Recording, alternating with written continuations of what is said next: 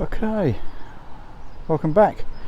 So for a short while now I've been wanting to do a video on Pontins.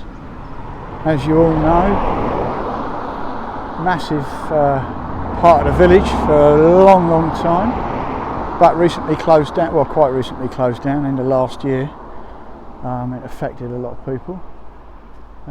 Here we are outside the skate park section here. Now I'm not going in there obviously. I did used to work there, my wife worked there for 10 years. So this is what they call, so I've walked down from sort of the right end of the village if you like, and so the first gate you come to is called Club Gate, because this is by what they call the club apartments in red section, which is behind me there. And as you can see, the park is now closed, and to be honest with you, it was so badly run down. I'm not so sure they had too many options other than spending tens of millions on it. Now it's obviously a great shame, and a lot of people, a lot of local businesses did make a lot of money from, you know, tourists visiting Pontins and visiting their local establishments and stuff like that. But in fairness, you can't really blame Pontins for closing, because they lost millions on this site just in the last couple of years. And you know, anybody that, all right, so they've got lots of other businesses, lots of hotels and stuff like that are making, you know, a lot of money. But if anybody out there had a business with several different branches, and one branch in particular was losing an absolute ton of money, you'd close that branch. It just didn't make sense having it open, so they're losing a lot less money now just paying for the site to be maintained and secured, and they were with it fully staffed and people coming visiting on holidays. But so here's the sign at the thing, and its main entrance is 200 metres up the road, so let's walk up to the main entrance and I'll show you that. Meanwhile, we'll talk a bit about this place. So it did actually, I worked there a season on maintenance and gate security, on the gate should I say, not really security, just opening and closing the gate. But it's a strange old place. You know what, it had its faults, and you know what, nobody's perfect, but generally we're not going to knock the place. I enjoyed it. I enjoyed working there generally. I'm not saying I got on with everybody, but who does, you know. So there is the big white elephant, so to speak, in the background, or bluey purpley elephant, whatever you want to call it. That's the main building there. It's it's in terrible shape. That's the marquee behind me that they used to use for check-in, and that's absolutely knackered. I mean, I've been over there a lot, even since it shut, and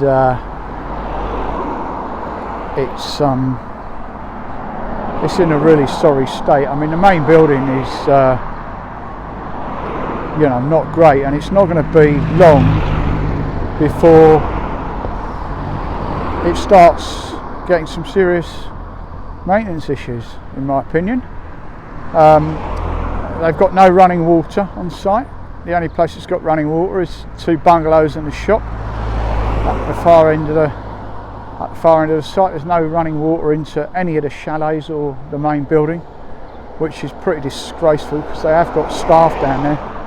I'm not even sure if that's legal, to be totally honest with you, but hey ho, that's not my problem. Yeah, so they currently have one guy in there trying to keep on top of, well, they say maintenance, but it's really grounds, so to speak, you know, keeping the grass at a decent length and picking up the litter and stuff and reporting any faults. and then they have there's some security in there, alleged security anyway. I'm not going to say anything about them, but yeah, they're terrible. It's a joke, but there you go.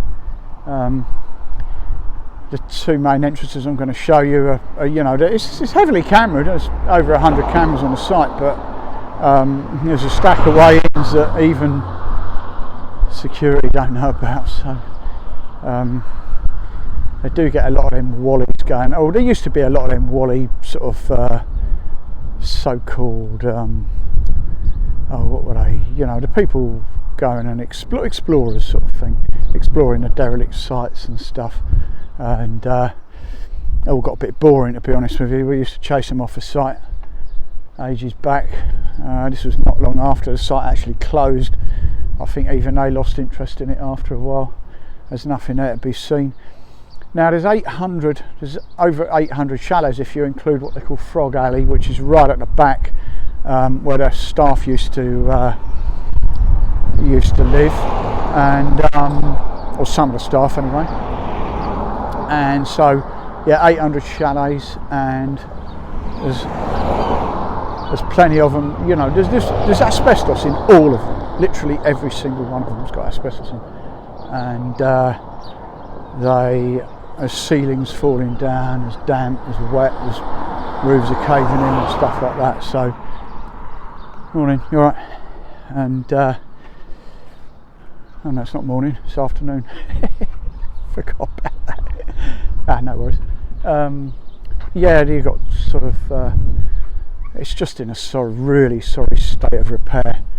The chalet blocks, if you like, some of them are worse than others. I mean, even one of the blocks in yellow was completely condemned when the place was still open because of collapsed ceilings and walkways on the brink of collapse, and asbestos exposed and stuff like that. So yeah, it really is not a good place in there. I certainly wouldn't want a holiday in there if it was open. Shop's still open though for the locals. The Nisa shop, as you can see there behind me as I'm walking past, that's still open. That's actually owned by Pontins, so they've sort of kept that open. I don't know if that's I think they're obliged to keep it open or something like that. So we're at the main gate now, and yeah, at the main gate, and this is the old gatehouse I used to sit in here, stop the old vans getting in here. Didn't like a van coming in. They used to come in, all the wrong people coming in, stealing fridges, tellies, oh God knows what. Like, there were some animals used to come on holiday here. They were disgusting. But there we go. Now it is manned 24/7, and they do, to be fair to them, they do keep an eye on the cameras, but I don't know. There's plenty of other ways in for you, but if I'm honest with you, there's nothing to see in there anyway. It's pretty boring. Yeah, actually, you can see. In fact, if I walk back, you can see.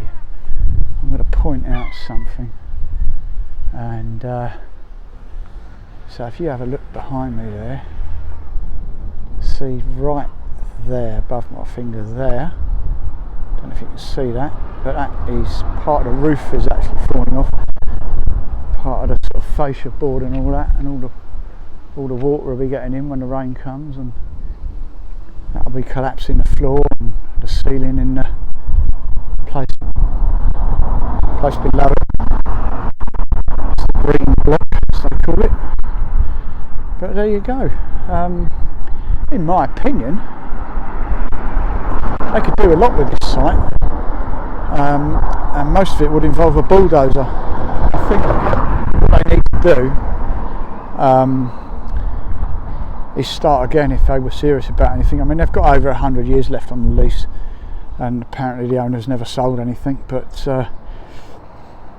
they listen, literally anything that you hear at the moment is pure speculation, guesswork or lies, okay, because nobody knows locally what is actually actually happening with that site.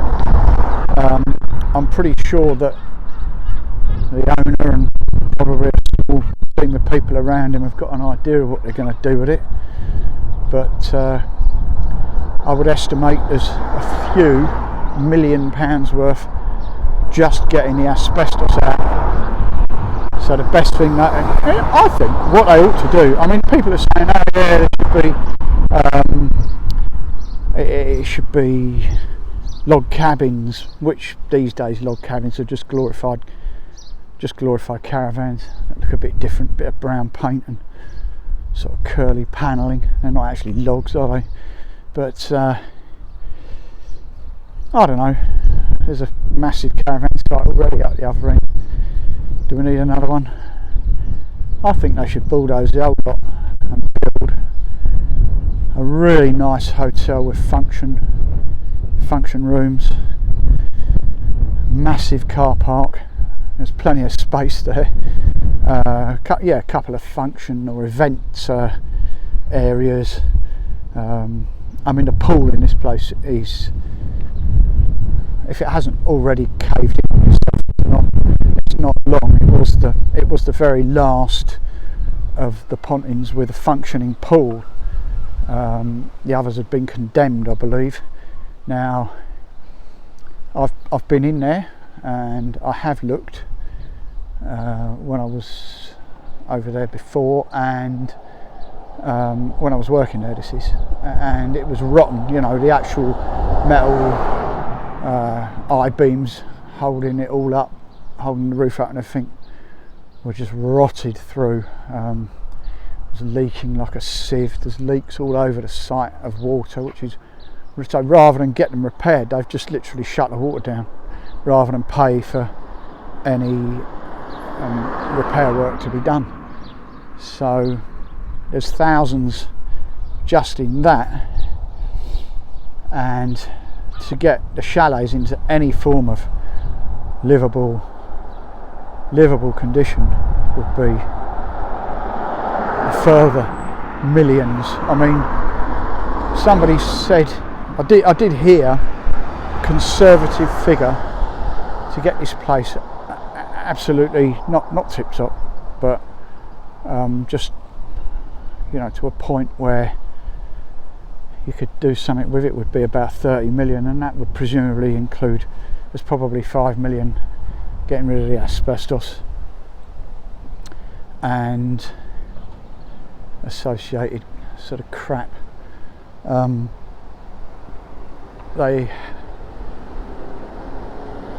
It's just gonna get worse. The whole site, it's just gonna fall apart even more. Like I say, I'll reiterate,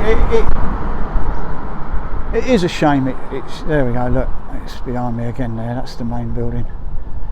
And in case you don't know, if you haven't been in there, so like I say, 800 chalets in mixed blocks. You know, club chalets, standard chalets, and standard plus, or whatever they were called, and with different levels of grottiness.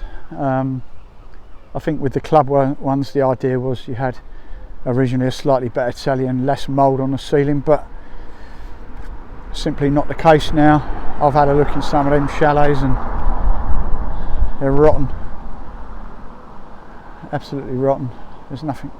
They're not going to be able to repair them in now, and it's only sort of 6-7 months since they'd actually closed the doors on the place. So you know, since they had no maintenance team.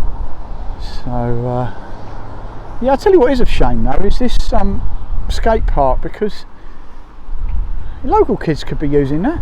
I don't see any problem with it, to be fair. They've cut their way in through the fence in a couple of places and sort of gone in there, and you know what, they're not smashing it up, it's not graffitied. I don't see they're doing any harm, but it is private property, so you know, I mean, the moment Pontins did have these calisthenics machines put in over there a few years back, but they never had them serviced, and they were like virtually never used. I never saw them getting used. Apparently they were on a couple of events, like the Keep Fit events, but I didn't see it. I didn't see it happening. I mean, this used to be a tennis court, you know, and it was quite cool. People used to play tennis, believe it or not, on a tennis court. And yeah, now it's just sort of a wasted bit of land. There was talk they were going to sort of put a gate in it and make it a car park and all that and remove the stuff, but that never happened. Like I say, personal, you know, I understand it has affected local businesses, because if you had even just a few hundred people there for a weekend, they'd be spending money in the pubs and cafes and stuff locally, and beach goods shops and stuff like that. So yeah, of course it has affected stuff, but the fact that Pontins were losing millions, I can understand why they shut, but I also understand why people have the ump with the owner. So you know, you can see sort of both sides of it, if you like. I mean, my wife had been working there for 10 years and before she got made redundant. Quite a sad time for her, really, because she did love the place, and really it was, she did care about it all. But there we go, look, it's in the background now, so walking away. There you have it. So that was sort of like the central hub of the village at one point. It's been going since the 60s, and I'd say some of the mattresses are left over from there and all, and the paint jobs and beds and stuff. But there you go, half moon, and some more people, tourists, I guess. Right, there we go. I've got to call it a day there. I've rattled on long enough about it. Like I say, I don't know what's going to happen with it. I hope, I mean, the contract to secure it is 2 years for security. The jobs that they've got, a minimum of 2 years, probably rolling after that, and who knows where it's going. Big hotel, caravans, log cabins, little prefabs on there. Just pure speculation. What I can tell you is, it's not a prison camp, it's not an immigration centre, it's not an asylum seeker thing, because it's unfit to house any of them people, and anybody. It is a shame that they can't do something like, there's a lot of homeless people out there, so why not put homeless people in there, but because they're homeless and not doing anything, for their board and lodge, if you like, what they could do is have the homeless people doing their bit, you know, painting and decorating and sort of stuff like that. But I don't know, maybe that's just too easy, and it is a shame.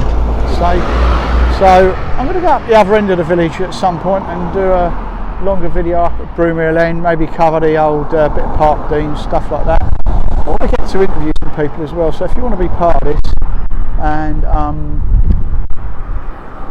have yourself interviewed, you can give your business a plug and a mention.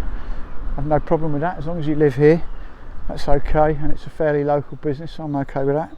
And also do me a favour and subscribe to the channel, because it all helps. I haven't got very many subscribers, I'm trying to build it all up a bit, but any other information you need, I'm going to try and get it all on here. I'm going to try and cover it all for everybody, you know, the parking, where to park, and the costs and all that sort of stuff. That's all going to be on here, don't worry, it's all going to be on here, all the useful stuff, rather than this basically useless information. And it won't just be pictures of the tide. So I'll catch you soon. You stay safe, and I'll see you on the next one. Take care.